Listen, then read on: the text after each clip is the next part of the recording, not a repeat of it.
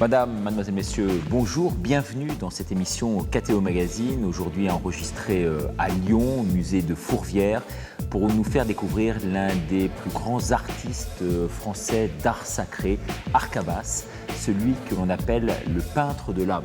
Monsieur, bonjour. Bonjour. D'abord, pourquoi ce surnom, le peintre de l'âme ? Alors là, ce n'est pas moi qui l'ai inventé, il faut vous adresser au conservateur. Alors justement, on s'adresse au conservateur, Monsieur Berthaud, conservateur de ce musée ici, consulteur parallèlement à la Commission pontificale pour les biens culturels de l'Église. Monsieur, tout d'abord, merci infiniment de nous accueillir ici dans ce musée. Est-ce que vous pouvez nous parler d'emblée de ce musée ? Alors le musée de Fourvière, comme vous l'avez vu, jouxte la basilique de Fourvière, qui est un lieu extrêmement fréquenté, non seulement par la population lyonnaise et la population française, mais un peu aussi par les touristes qui, tout au long de l'année, viennent visiter Notre-Dame de Fourvière. Et le musée a un rôle complémentaire au sanctuaire en présentant des œuvres d'art, des objets du culte, des ex-voto et un certain nombre d'objets d'art ou de dévotion qui vont permettre aux visiteurs, qu'ils soient croyants ou non d'ailleurs, d'aller plus loin dans la connaissance de la culture religieuse et en même temps pour les croyants de faire un pas de plus à travers l'objet liturgique, l'objet religieux, un pas de plus vers la beauté, vers la manière d'exprimer sa foi. Donc, c'est pourquoi le musée de Fourvière présente, à côté d'expositions exceptionnelles comme celle qui est consacrée à Arcabas, présente également des expositions patrimoniales sur le patrimoine liturgique, le patrimoine dévotionnel. On dit que c'est l'un des rares musées d'art sacré en France. Il y en a peu en France, malheureusement. Beaucoup de trésors de cathédrales sont fermés. Beaucoup de musées diocésains, faute de moyens, n'ont pas rouvert ou vivent dans une certaine léthargie. Petit à petit, certains musées s'ouvrent, heureusement, car c'est une dimension de la pastorale de l'Église de permettre aux chrétiens ou simplement aux citoyens de France ou d'Europe d'avoir un regard sur ce patrimoine religieux. Et d'après vous, il s'agit vraiment d'un devoir aujourd'hui, de réhabilitation de cet art si particulier. Oui, je crois que ça fait vraiment partie de la pastorale de l'Église, pastorale d'ouverture vers ses fidèles, bien évidemment, et vers les habitants de nos pays, de faire comprendre qu'une Église installée depuis 18-17 siècles dans un pays doit avoir les moyens culturel de faire passer son message. Donc vous êtes bien sûr adoubé, inutile de vous le demander, par le cardinal archevêque de Lyon, Monseigneur Barbarin. Oui, nous travaillons avec grande confiance avec lui. Le musée est un musée de fondation, puisque nous sommes ici dans une fondation Fourvière, mais il est bien évident que l'archevêque est tout à fait partie prenante de notre développement, de nos initiatives. Alors si nous sommes venus ici aujourd'hui avec nos caméras, c'est parce qu'il y a bien sûr un attrait considérable avec la présentation des œuvres par cet artiste, un artiste que vous aviez repéré déjà depuis un certain temps. Oui, je suis quand même le Lyonnais, et donc installé dans la région, et Arcabas a quand même décoré, orné un certain nombre d'églises de la région lyonnaise du sud-est, et évidemment, sa peinture ne passe pas inaperçue, et il y avait quelques années que je désirais permettre au public de voir un ensemble important de l'œuvre d'Arcabas. Alors, ça peut surprendre dans un musée plutôt patrimonial de montrer des œuvres d'un artiste vivant. Je l'ai fait il y a quelques années en montrant des œuvres de l'orfèvre Gucci. Et je crois que là aussi, c'est un devoir d'un musée d'art sacré de montrer que l'art liturgique, l'art religieux n'est pas figé, qu'aujourd'hui encore, il y a des artistes qui travaillent pour l'Église, qui sont appelés par les gens d'Église pour travailler afin de mettre l'espace liturgique dans une condition de beauté, capable de recevoir les fidèles, capable d'accueillir la célébration de l'Eucharistie. Alors qu'est-ce qui fait, on va passer à l'artiste dans un instant, mais qu'est-ce qui fait vraiment la richesse, d'après vous, de son œuvre ? Qu'est-ce qui retient particulièrement votre attention ? C'est une œuvre qui, dans un premier temps, est facile à voir, facile à comprendre. On s'y retrouve. On s'y retrouve parce qu'on voit les scènes, on les comprend. Et dans un deuxième temps, c'est une œuvre qui est en même temps mystique parce qu'au-delà du simple figuratif, il y a autre chose. Il y a des moments d'émotion très fortes, quelquefois exprimées d'ailleurs d'une manière abstraite, qui vont permettre aux contemplateurs, plus qu'aux visiteurs, dirais-je, et on se rend bien compte ici que les visiteurs contemplent, de faire un cheminement spirituel à travers l'œuvre d'Arcabas. Et c'est ça que je crois qui est très fort dans cette peinture. Alors précisément, qu'est-ce qui doit faire ressortir, qu'est-ce que vous voulez faire ressortir à travers toutes vos œuvres? Ça, c'est une question à laquelle je ne m'attendais pas. En fait, je ne veux rien, moi. Je veux peindre selon un mot que je n'utilise pas beaucoup, qui est l'inspiration, ou selon mon désir, selon mon envie. Je suis un artisan, moi. Je suis très occupé avec mes mains. Et donc, je suis ce que mes mains me disent de faire. Et le reste, je fais confiance. Donc il y a une notion un peu d'abandon derrière ce que vous dites. Oui, là, tout à fait. D'abandon à quelque chose de plus grand que moi. Mais qui vous a véritablement influencé? Est-ce que vous suivez, vous, des exemples précis d'artistes qui vous ont aiguillé peut-être vers cette voie-là? Oui, mais vous savez, depuis le musée imaginaire de Malraux, qui a été une catastrophe à certains égards pour les artistes du monde entier, en fait, de faire la connaissance de cette recollection extraordinaire de toutes les œuvres d'art du monde a été quasiment un coup fatal. Je n'y ajouterai pas le bidet de Marcel Duchamp en ready-made pour ne pas compliquer les choses, mais je dirais que ça a été une épreuve pour les artistes contemporains qui se sont trouvés devant un dilemme en se disant mais tout a été fait, à quoi ça sert? Et ça, c'est la porte ouverte à une cataracte de la désespérance, quelque part. Il y a la notion de service, justement, qui revient fondamentalement dans toutes vos œuvres, ce dont parlait monsieur il y a un instant. Non, je n'ai pas du tout cette sensation. Je crois que... Au service d'une pastorale peut-être particulière? Non plus. Non plus. Même quand... ou sauf quand j'ai fait l'église de Saint-Hugues, qui est un monument assez complet, et dans lequel je vous invite à venir un jour, parce que Paris est loin de la Chartreuse, où j'ai eu la notion de service, mais je ne l'appelais pas comme ça. Je me disais, je vais parler à mes frères. Et quand j'ai commencé, je venais de conquérir la foi, en quelque sorte. Alors justement, vous l'avez eu comment, cette foi? Par quel intermédiaire, par quel biais, par quelle expérience? Est-ce que ce fut le J'étais élève à l'école. Cheminement? Non, j'ai eu des parents qui étaient des gens formidables, mais qui nous ont laissé toute liberté après nous avoir enseigné un minimum au départ. Et c'est ce souvenir de la foi de ma mère et de mon père, et surtout de cette liberté qui nous a été donnée. Et encore pour moi, aujourd'hui, le mot liberté, c'est un cadeau du ciel. C'est le plus grand, en fait. Parce que je pense que le Créateur veut que nous soyons libres. Si nous ne sommes pas libres, nous sommes enfermés. Et c'est le contraire de l'épanouissement. Et cette foi s'est révélée quand et Elle s'est révélée, j'avais 20 ans, j'étais à l'école des Beaux-Arts, j'avais un copain qui habitait par faveur avenue de l'Opéra et qui illustrait une Bible pour un mécène quelconque. Et ce garçon, c'était un charnu.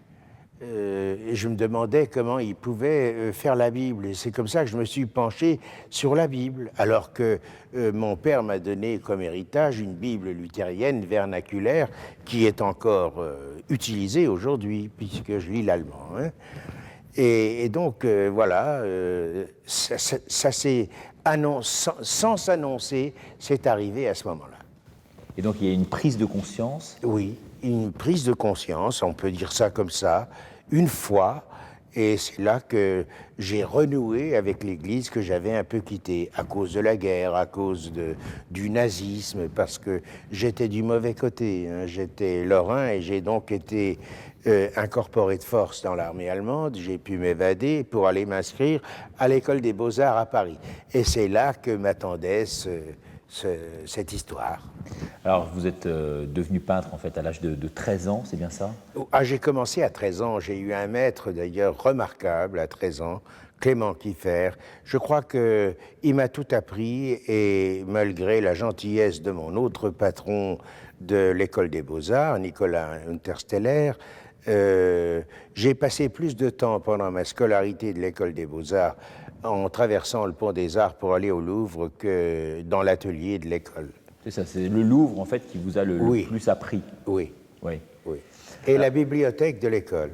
C'est là que j'ai découvert un livre en noir et blanc, parce qu'à ce moment-là, on ne faisait pas tellement de couleurs, un livre assez complet sur Piero della Francesca, qui est resté mon adoration, en fait, mon modèle. Mais on peut relier à ça, puisque vous m'avez posé la question, la Villa des Mystères de Pompéi, qui est un peu Piero della Francesca, en quelque sorte. Mais après ça, il y a Georges de la Tour, malgré ses ombres portées, qui m'a fortement impressionné par la condensation de son expression, et évidemment tous les autres. Est-ce que je peux ignorer Manet, Picasso, et je le dis dans le désordre? Est-ce que je peux ignorer Rembrandt? Est-ce que je peux ignorer même Rubens, qui n'est pas dans ma tasse de thé vraiment, mais qui est un homme considérable? Tout ce qui est beau, finalement, m'a attiré. Mais enfin, ça, c'est les directions, hein. Alors c'est ça, parce qu'on le voit ici à travers toutes ces œuvres, vous recherchez avant tout la beauté dans toute sa complexité et sa diversité. Oui, la beauté est une chose de complexité, c'est vrai. À une question que j'avais posée à un théologien italien quand je travaillais un peu en Italie, je lui ai demandé pourquoi les pères de l'Église avaient un peu malmené la beauté parmi les trois transcendantés, la vérité, la bonté, enfin le bien et la beauté. Et il m'a dit, parce que derrière la séduction de la beauté, il peut y avoir le diable. Et j'ai trouvé que sans doute il pouvait avoir raison quelque part, ça dépend des individus, mais je trouvais que cette crispation n'était pas de mise. Je crois qu'il faut partir avec plus de confiance que ça. Et je dirais que le diable, c'est plutôt une absence qu'autre chose, pour moi, hein. Peut-être sur cet aspect-là des choses, vous pourriez intervenir précisément avec ce regard des pères de l'Église sur cette notion particulière de la beauté? Moi, je dirais davantage, enfin, pour ce qui est des pères de l'Église antique, que cette problématique de la beauté n'existait pas vraiment, parce qu'ils avaient d'autres soucis pour asseoir le dogme, si vous voulez, et que la beauté, souvent ces pères d'Église étaient héritiers des Grecs, et pour eux la beauté allait entre guillemets de soi, si vous voulez. Un homme comme Origène ou même comme Clément d'Alexandrie, pour eux, me semble-t-il, la beauté allait de soi. C'est qu'après peut-être l'époque barbare, qu'on s'est recentré sur le désir de faire une œuvre pour Dieu, sur un désir aussi de représenter Dieu, et à ce moment-là, le concept de beauté va réapparaître et s'affirmer dans l'iconographie byzantine, par exemple. Et même l'iconographie byzantine a été, à mon sens, prisonnière de ce concept de beauté, puisqu'elle n'a pas voulu changer. On a mis en place des canons de beauté, et ces sacro-saints canons de beauté ne vont pas changer de peur justement, peut-être de peur du diable, je n'en sais rien, mais en tous les cas, de peur de ne pas transmettre l'expression immense et infinie de la beauté de Dieu. Ouais. Vous pensez qu'aujourd'hui, dans le monde qui est le nôtre, fait de violence et de rupture, la beauté vraiment sauvera le monde? Oui, c'est une formule, elle est très belle. D'ailleurs, je ne sais pas de qui elle est sûrement de Dostoïevski. Dostoïevski, exactement. Dans Les Frères Karamazov. Exactement. Oui, il est vrai que la beauté pose un problème aujourd'hui. D'ailleurs, vous ne trouvez pas beaucoup de mes confrères qui oseront avouer qu'ils recherchent la beauté. Et je dirais même que dans certains milieux, on lui a franchement tourné le dos. Mais je ne vois pas très bien quel peut être le mobile d'un artiste qui fait des choses parfaitement inutiles, de ne pas avoir comme idéal la recherche de la beauté. Il n'a que ça. Que voulez-vous qu'il ait d'autre? Comment expliquez-vous précisément que la beauté n'est pas bonne presse aujourd'hui dans le milieu artistique? Ben, je ne l'explique pas. Je le subis d'ailleurs. Je suis un canard boiteux, moi, en l'occurrence. Mais je trouve que c'est très triste. Alors vous optez donc, vous, résolument pour la beauté qui est transcendantale. Si vous mettez cette beauté en valeur, j'imagine que c'est aussi parce que, contrairement à de nombreux artistes, vous avez en vous cette espérance, on l'aura bien compris. C'est cette espérance qui vous guide justement à orienter peut-être votre regard différemment? Est-ce que le mot espérance est bien celui-là? Elle en fait sûrement partie, hein. Mais la beauté, c'est une chose réelle. Autant y croire. Et je trouve que c'est une vertu, disons, qui ne laisse pas indifférent et qui change celui qui l'a côtoyé un moment. Alors vous disiez en marge de cette émission qu'en fait, parmi les papes, Jean-Paul II, lui, a eu ce souci de réhabiliter vraiment la beauté, notamment dans le domaine de l'art. Oui. Ce que les autres papes n'avaient pas forcément fait. Écoutez, vous savez que Paul VI avait déjà commencé par une fort belle lettre aux artistes, qu'il avait d'ailleurs réunis en leur disant « Oui, on a fait beaucoup d'erreurs à votre égard, mais on peut se réconcilier. Il faut dire aussi que vous n'avez pas toujours mis du vôtre et que, à la limite, on ne vous comprend pas. Est-ce que vous vous êtes compris vous-même » Il leur a quand même dit ça. Mais c'était une lettre fraternelle. Alors, Jean-Paul II, il y a encore une autre lettre. Il y avait déjà une intervention de Pie XII. Elle a été débordée par celle de Paul VI. Et je crois que Jean-Paul II a fait une mise au point qui est aussi très belle. Alors, avant de revenir techniquement sur votre œuvre, est-ce que vous pouvez nous dire si vous peignez pour vous, pour les autres ou pour Dieu? Je trouve incohérent. J'ai lu un article de François Boesflug récemment qui faisait une allusion à une interprétation livrée par Francis Bacon qui disait que le regard des autres, c'était leur affaire et que lui peignait pour lui-même. Je conteste absolument cette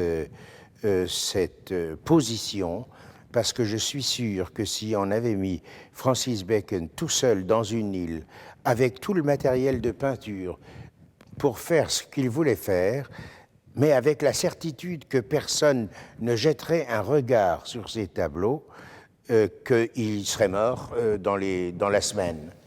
Donc en fait, vous éliminez cette réponse-là, vous ne peignez pas pour vous-même, vous peignez pour les autres ou pour Dieu? Ben, c'est-à-dire que quand je peins, je pense à mon travail, et quand j'ai fini de penser à mon travail, je pense que des regards d'humains viendront se poser dessus.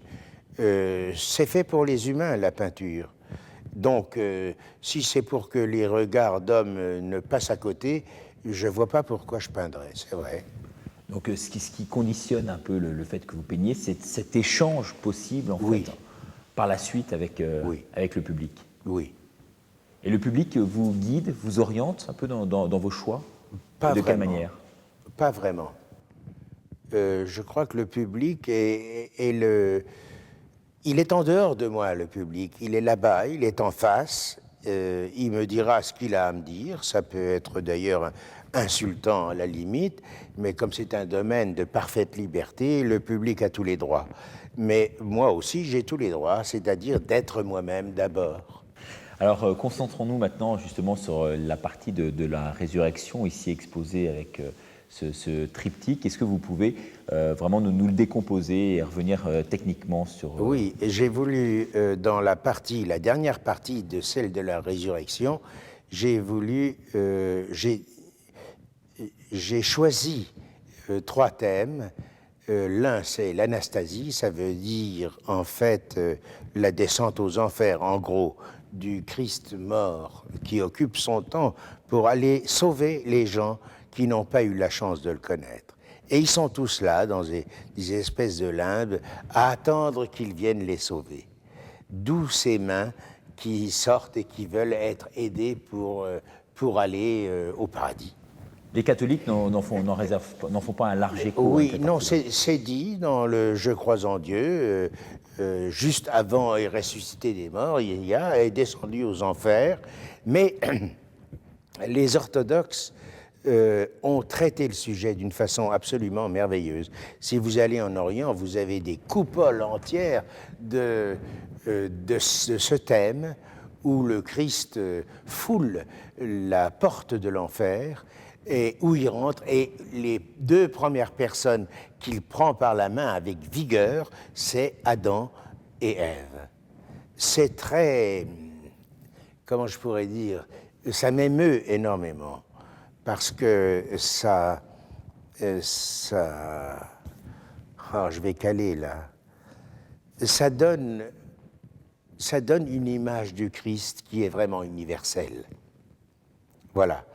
Et alors ça, c'est le premier sujet. Et j'ai voulu le traiter, même si c'est pas très catholique, mais c'est pas non plus interdit, hein. Le deuxième sujet, c'est donc la résurrection elle-même. Alors il faut savoir que la résurrection, c'est en fait les peintres qui l'ont inventée. Parce que dans l'Évangile, vous n'avez aucune allusion de ce qui a pu se passer entre la porte, c'est-à-dire la pierre roulée devant le tombeau, et puis le lendemain avec la pierre enlevée. Pas le lendemain, 3 jours après. On n'en dit rien dans l'Évangile. Et on a vu naître dans les 2000 ans passés des élucubrations d'artistes qui ont voulu que cette scène prenne corps. Alors vous en avez de magnifiques, vous en avez de puissantes, vous en avez qui sont un peu volatiles. Il y a de tout, c'est selon que le peintre voyait la chose.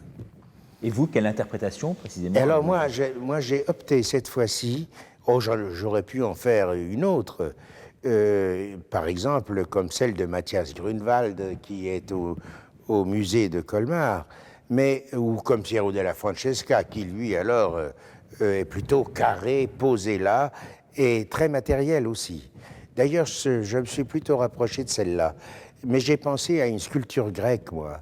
Je voulais donner du corps à ce corps redevenu vivant, une espèce de poids, de densité, pour qu'on se rappelle bien qu'il s'agit de la résurrection des corps. Chose absolument incroyable. Résurrection est déjà incroyable, mais résurrection des corps l'est encore plus. Et je renvoie chaque chrétien à son mental pour essayer de faire sien cette incroyable chose que peut être une résurrection. On va revenir sur la troisième partie dans un instant. Peut-être sur la résurrection, est-ce que vous pouvez nous orienter également sur ce que disait Arcabas il y a un instant, c'est-à-dire que les autres peintres l'ont repris un peu à leur façon, en dénaturant peut-être bien sûr un passage de l'Évangile qui reste très, très mystérieux dans ce domaine-là. Je ne crois pas qu'aucun peintre n'ait voulu dénaturer le passage de l'Évangile, mais effectivement, et sans doute à cause de la pastorale de l'Église, il a fallu dire quelque chose de plus. Effectivement, ce jour et demi d'absence du Christ, si vous voulez, interroge le fidèle.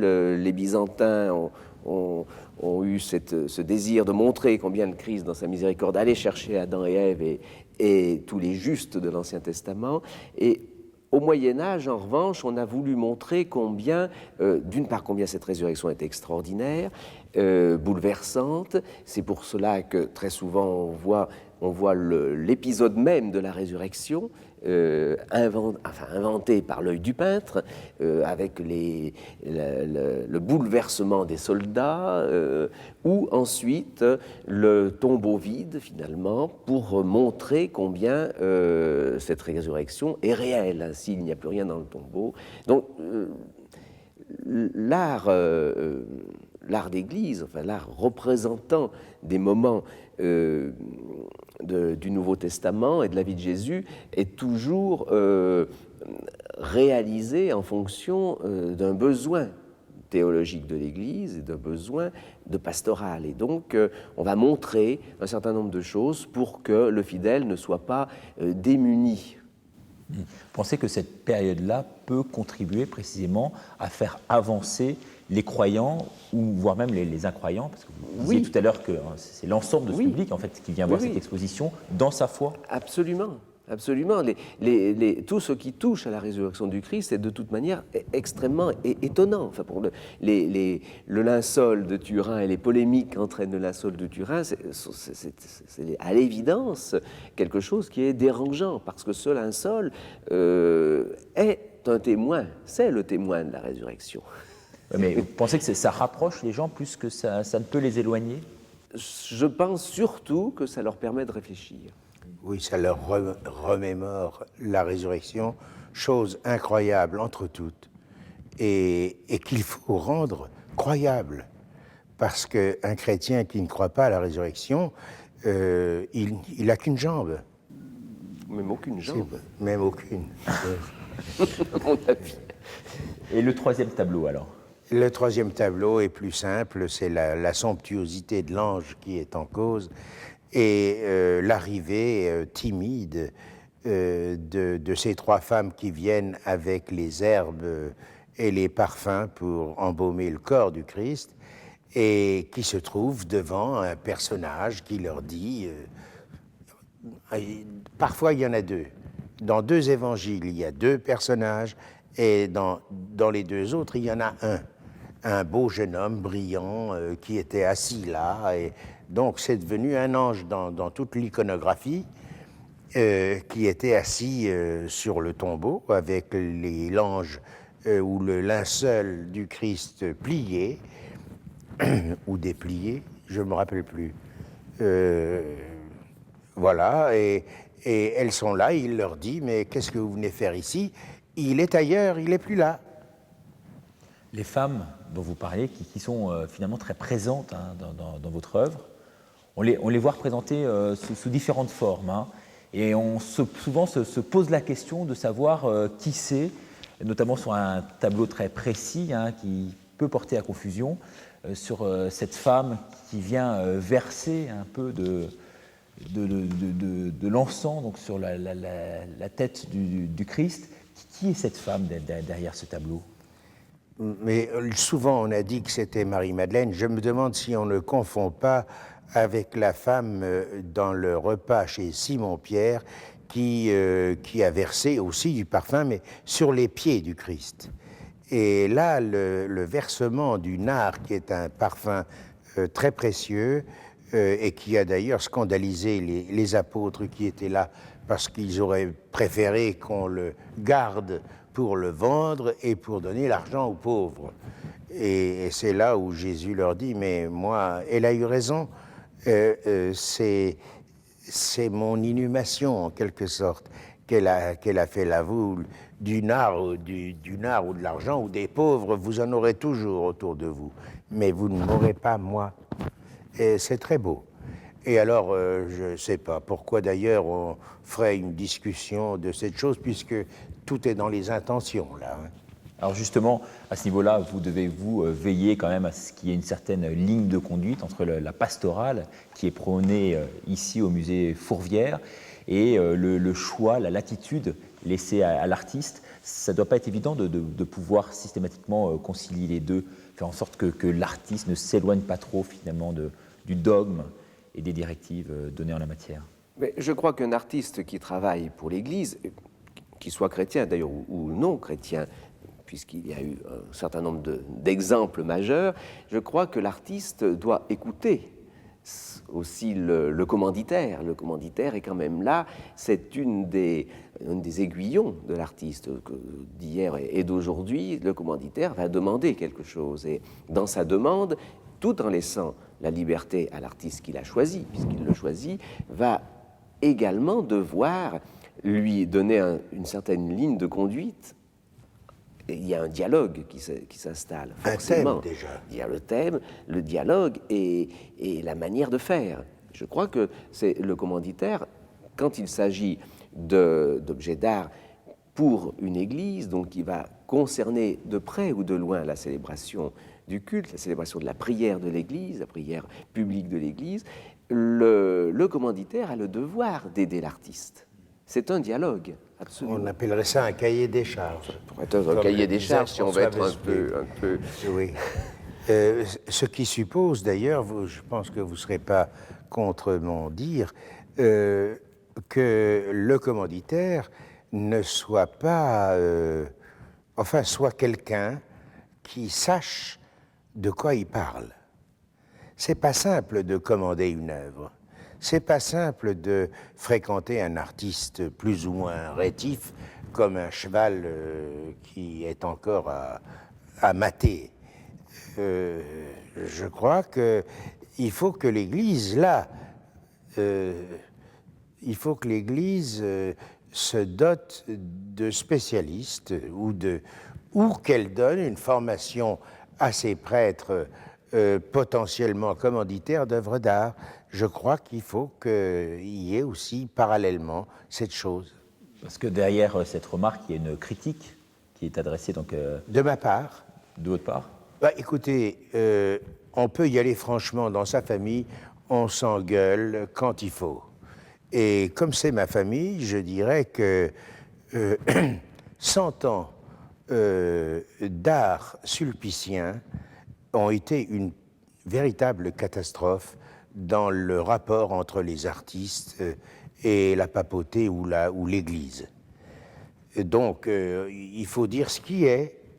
L'art, c'était la dernière roue du carrosse, et ma foi, ça se voit dans les églises. Maintenant, elles sont plus ou moins en voie de disparition, mais comme c'est des fidèles ou des arrière-grands-parents de fidèles qui ont payé de leur denier le Saint-Antoine de Padoue qui violait dans l'église en plâtre peint, on attendra que la 7e génération soit éteinte pour pouvoir le sortir. C'est pas comme ça qu'il faut agir, il faut y aller plus franchement, je crois. Revenons un peu sur cette notion transcendantale que vous évoquiez tout à l'heure.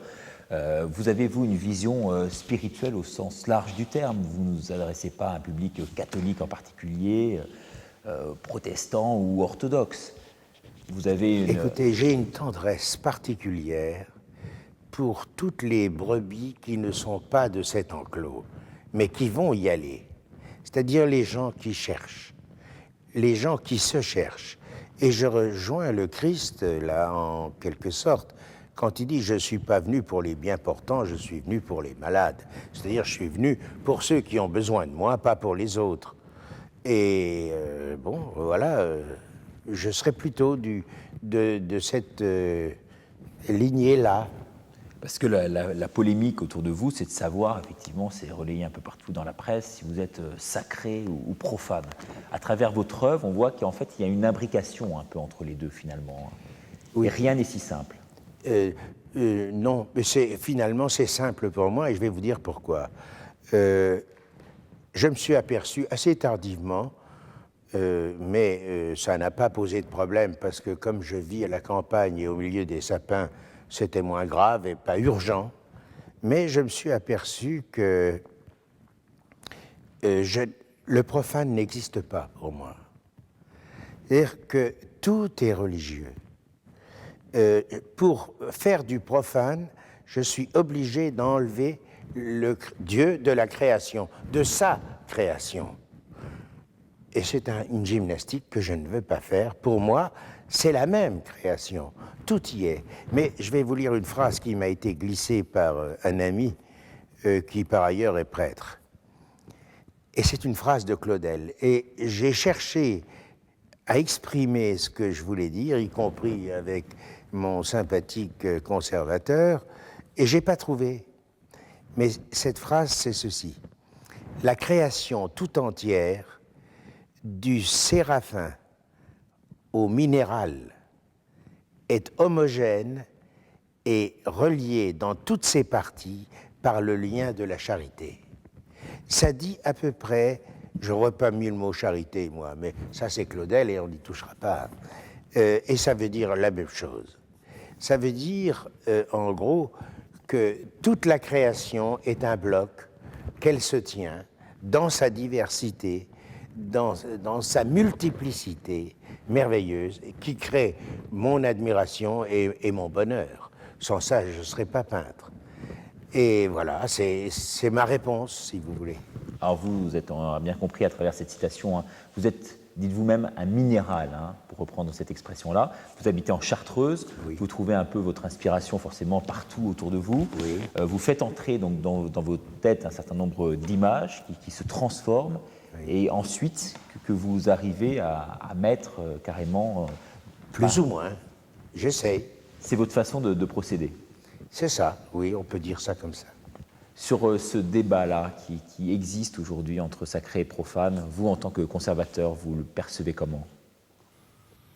D'une manière différente, parce que Arcabas est un artiste qui est complet et qui a très bien fait la synthèse de son art et de la manière dont il approchait la création. Il est bien évident que dans un musée d'art religieux, on doit faire, et on fait, la différence entre le sacré et le profane également. On est bien obligé, mais il arrive que on se trouve un peu sur la même longueur d'onde, en particulier pour des objets qu'on appelle des objets d'art brut. Il se trouve que nous avons dans nos collections des objets qui ont été faits par des personnes tout à fait anonymes, qui ont mis là un ensemble d'éléments, un peu comme a fait le facteur Cheval, si vous voulez, à Hauteville, à Haute-Rive. Et là, on voit des objets qui ont l'air profanes et qui, en fait, quand on les regarde, on essaie de comprendre pourquoi ils ont été conçus, nous expliquent qu'ils sont, par eux-mêmes, qu'ils sont sacrés parce qu'ils vont exprimer le reflet d'une âme, le reflet d'un sentiment, si vous voulez. Mais évidemment, je pense qu'un certain nombre d'artistes ou d'artisans n'ont pas cette conception qu'a Arcabas d'un art complet. La beauté, donc au sens large du terme, vous déplorez un peu aussi comme lui que cette beauté, finalement, dans l'Église, a été oubliée pendant tout un temps? Oui, ça je le déplore beaucoup. Je déplore que des générations de prêtres et de fidèles, d'ailleurs tout à fait sincères, n'aient pas compris, n'aient pas vu que cette utilisation, entre guillemets, de la beauté était un élément de pastoral extrêmement important, crucial, fondamental.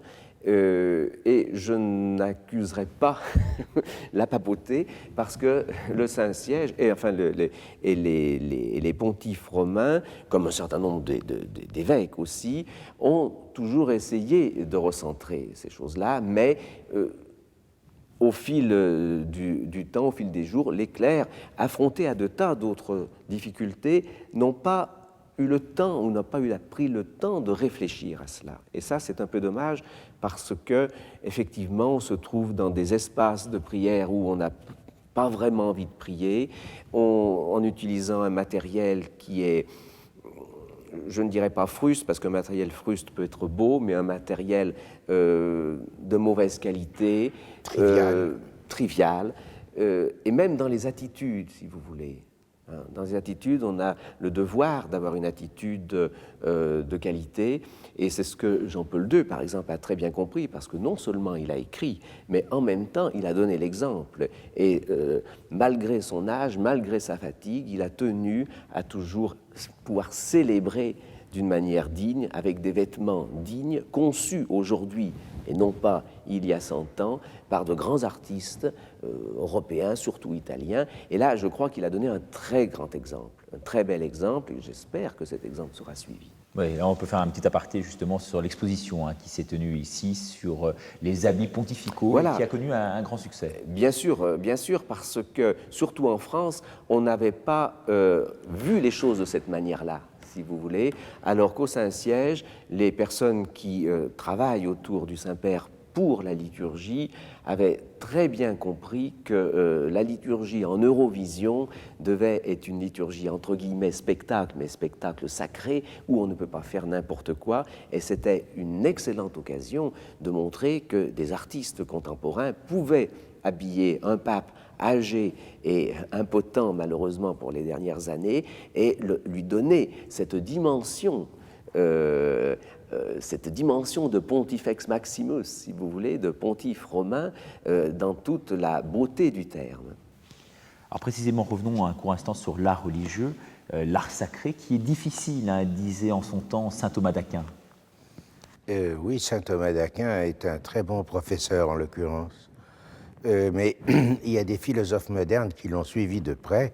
Je pense à Jacques Maritain, par exemple, qui a été pour moi un philosophe à suivre vraiment, dont les conseils étaient très précieux, et pas seulement sur l'art religieux, mais sur l'attitude de l'artiste face à l'art. Et Étienne Gilson, qui est aussi un philosophe, qui est mort il n'y a pas très longtemps, qui était aussi thomiste, si on veut, assez d'accord avec Jacques Maritain. C'était des bons professeurs pour moi, oui. Alors, il y a tout un débat donc, vous concernant effectivement entre sacré d'un côté, profane de l'autre. Le deuxième débat, c'est entre figuratif et abstrait. Est-ce que là, en la matière, votre œuvre a évolué et de quelle façon ? Il n'y a plus de débat. Enfin, je crois qu'en tout cas, il est en récréation. Ce débat, s'il doit encore continuer. Je crois qu'il n'y a plus de débat. Il faut dire que l'intrusion de l'art abstrait dans l'histoire de la peinture occidentale est une chose prodigieuse. Parce que la peinture, voulant prouver qu'elle pouvait exister sans la représentation qui, par ailleurs, était mise en danger par la photographie, par tous les moyens d'illustration qu'on pouvait avoir, c'était le début de l'image telle qu'on la connaît aujourd'hui, c'est-à-dire plein le dos. Vous estimez avoir une certaine métamorphose, je dirais, dans votre façon de travailler ? Oui, moi je l'ai eu, cette métamorphose, dans la mesure où, étant un figuratif forcené par nature, j'ai opté en 1970 pour la révocation systématique de toutes mes figures au bénéfice d'un art qui n'existait pas encore, un art, je veux dire, à moi, abstrait. Et j'ai fondé, j'étais à cette époque-là au Canada, à l'université d'Ottawa, et j'ai créé mon art abstrait, celui qui me convenait, si vous voulez. Et ça a duré 3 ans. Et quand je suis rentré, j'ai progressivement reconvoqué mes figures. Mais jamais, et je suis redevenu un figuratif, mais je n'ai jamais pu renoncer totalement à l'abstrait, qui est comme un jardin intérieur qui d'ailleurs, chez tout le monde a ce jardin intérieur qui se marie très bien avec la vision extérieure que chaque homme a du monde et de son environnement. L'intérieur qui est plus ou moins un fatras et l'extérieur qui est merveilleusement la nature créée. Et je me suis dit, pourquoi la peinture ne rendrait-elle pas cette dualité apparente comme une idéale réunion de ces deux aspects. Et j'en suis là. l'art abstrait, finalement, donc pour vous, derrière l'art abstrait, il n'y a pas de rupture véritablement avec l'art traditionnel. Il y a une rupture. Il y a une rupture parce qu'il y a 15 000 ans déjà, quand on peignait sur les parois des cavernes, c'était du figuratif qu'on faisait. C'est-à-dire, il y avait un simulacre de la nature qui était extrêmement fertile pour les gens qui le regardaient.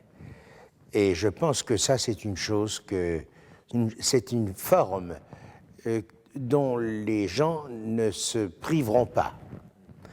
Et dans l'état actuel des choses, je préfère me ranger parmi les peintres du dimanche qui, spontanément, veulent faire ce qui leur plaît, c'est-à-dire du figuratif, ce qu'ils trouvent beau et qui veulent le reproduire, plutôt que les gesticulations d'une soi-disant avant-garde qui maintenant se situe à l'arrière-garde en fin de compte, mais qui a eu son mérite, c'est-à-dire d'exister et de porter à son terme une impossibilité. Ouais, d'après vous, monsieur le conservateur, il ne faut pas non plus trop cloisonner les choses.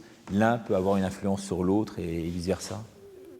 Il me semble, et justement dans l'art d'Arcabas, on voit que le non-dit apparaît à travers l'abstraction, et je trouve que c'est justement ce qui fait, ce qui donne à penser en contemplant cette peinture, et ce qui permet d'aller plus loin, même si on n'est pas d'accord avec le figuratif, par exemple. Alors, on peut revenir sur une des composantes essentielles de votre œuvre, c'est l'or, qui est très présent dans tous vos tableaux. Vous concevez cet or comment? C'est presque une couleur pour vous. Oui, c'est une couleur. En tout cas, je ne le conçois pas comme le paradis, comme le faisaient les icônes, qui peignaient littéralement sur le fond d'or. Enfin, tout ce qui n'était pas peinture, c'était de l'or qui était derrière. Et c'est pas du tout comme ça que je l'envisage. Par contre, ça donne une idée de ce que peut être le fond d'un tableau. Et s'il est en or, ça veut dire qu'il place son tableau, j'entends le peintre d'icône, qu'il place son tableau comme s'il l'avait fait au paradis, en quelque sorte. C'est un objet de vénération et de prière. Il y a une différence. Et moi, j'ai comme fond plutôt des blancs. D'abord parce qu'ils animent les rapports de ton, auxquels je tiens énormément. Et deuxièmement parce que formellement, ils sont le vide dans lequel ma composition va pouvoir s'épanouir. Et voilà les deux raisons pour lesquelles j'ai des fonds blancs, mais l'or vient se poser après. C'est une couleur. L'or, c'est pas une couleur, mais il agit comme une couleur. Or, objet de vénération et de prière, disait Arcabas il y a un instant, objet de contestation aussi. C'est vrai que de nombreux croyants déplorent un peu tout le faste aussi un peu grandiloquent autour... Mais c'est qu'à ce moment-là, ils ne sont pas vraiment croyants. Vous savez, j'étais à Tasco, au Mexique, chez des pauvres. À Tasco, on était mineurs pour de l'argent matière. Et c'était tous des pauvres. Et ils ont fait une très belle église où ils ont mis toute leur fortune dedans, avec un autel baroque à l'intérieur, sculpté en bois et recouvert d'or. C'est étonnant, ce truc. Alors, quoi dire? Ces gens ont estimé que le Dieu dans lequel ils croyaient, il fallait qu'il lui donne le plus beau de ce qu'ils avaient. Et ils l'ont fait. Et vous verrez que ça n'est pas seulement dans la religion catholique, dans toutes les civilisations, les gens ont toujours honoré leur Dieu en y mettant non pas des choses vulgaires et pas du plâtre peint, mais de l'or, tout ce qui coûte cher et qui est difficile à avoir. C'est ça qu'ils ont fait. C'est un faux débat pour vous aussi ? Non, ce n'est pas un faux débat parce qu'on en a vécu la réalité avec une période d'iconoclasme quand même lourde et également la mise à l'écart de grands artistes à cause de la volonté de ne pas vouloir prendre l'argent des pauvres. On rejoint l'Évangile avec la femme qui verse le nard sur la tête du Christ. C'est là, à mon avis, là aussi, un défaut de mise en parallèle. Hein. Bien entendu que l'Église doit avoir le souci des pauvres, et on le sait, et elle l'a montré, ça fait 2000 ans qu'elle le montre, donc on le sait. Et en même temps, pour le culte, l'objet doit être beau, et en orfèvrerie, on ne peut pas en faire un objet beau dans un métal vil, donc on fait d'objets beaux avec un métal précieux qui est pérenne. Gucci est la preuve vivante que ces objets continuent à être demandés et à être utilisés. Archabas, on va terminer avec vous sur 2 tableaux précisément. Tout d'abord, les pèlerins d'Emmaüs. Est-ce que vous pouvez, on voit le tableau ici, là, à l'image, à l'écran, est-ce que vous pouvez nous décrypter ce tableau? Bon, c'est facile. Hein. On peut raconter l'histoire, c'est-à-dire que le Christ est ressuscité et il apparaît sur le chemin d'Emmaüs à 2 disciples, pas des apôtres, hein, des disciples qui reviennent déçus de Jérusalem parce qu'ils pensaient qu'il allait les libérer des Romains. Il a été crucifié comme un malfaiteur. Et ils se disaient quand même, c'est triste ce qui s'est passé. Et le Christ se joint à eux et il leur dit qu'est-ce qui s'est passé. Ah, mais tu es bien le seul à ne pas le savoir, etc. Et puis il parle comme ça et il leur fait un cours de Bible, en fait. Pendant le chemin, pendant qu'ils marchent. Il leur dit, mais vous n'avez rien compris. C'est comme ça qu'il faut voir les choses. Et alors le soir, le soleil se couche et il l'invite à entrer chez eux pour dîner et coucher, probablement. La nuit tombe, viens. Et il y va. Et après les ablutions normales, il s'assoit à table et là, il rompt le pain. Et c'est en rompant le pain et en le bénissant qu'il disparaît de leurs yeux. Alors les 2 dernières questions. D'abord, votre actualité, c'est quoi après l'exposition ici? M'asseoir dans mon chevalet pour peindre. Mais il y a une autre exposition qui va venir à Pâques, à la cathédrale de Grenoble, avec la Passion et Résurrection, parce qu'on pourra le mettre en entier. Avec une 30aine d'œuvres, hein, vous nous disiez en marge de cette émission produite par an, ce qui quand même est considérable. C'est modeste quand même. Et pour vous, ici, au musée de Fourvière, quelles sont, après cette exposition-là, on encourage bien sûr notre public, notre large public à venir voir. Elle va durer jusqu'à quand, cette exposition? Jusqu'au 8 janvier. Oui. Ensuite, le musée prend quelques semaines de repos. Oui. Et nous projetons une exposition d'icônes russes, cette fois-ci, à partir du 23 mars, icônes provenant du musée d'icônes de Recklinghausen, en Allemagne, qui est le plus grand musée en Europe de l'Ouest consacré à l'icône russe. Très bien, je vous remercie en tous les cas infiniment à tous les 2 d'être venus participer à cette émission KTO Magazine. Merci à vous de nous avoir suivis de Lyon et à bientôt dans nos studios à Paris.